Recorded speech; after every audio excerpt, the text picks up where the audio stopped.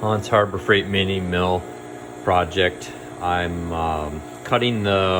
recutting the ways on the table of my mini mill with my larger mill, and I've cut both sides. I showed that video already. Then I did the same check where I laid the micrometer with a couple dowel pins, which aren't pictured here right now, on, and I walked down here before I unclamped this from the table, because I have it set up and everything indicated in. I cleaned it up, took some precise measurements, and I've seen a few spots where I'm still 1 to 2 thousandths away from being consistent. I should see the same reading all the way across here to the ends.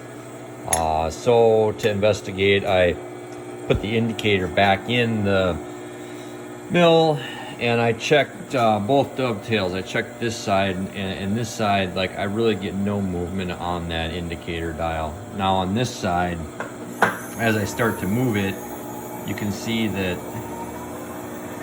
it bounces around, and there's some times there where it really moves.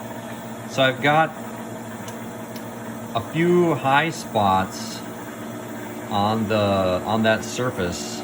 That cutter right behind the indicator, you can see, for some reason didn't give me a perfectly clean cut on that side. So I decided, before I take this out and try to scrape those high spots like you see here, I'm gonna go ahead, turn the mill back on, and skim a couple thousandths more off of this side. That's all for now.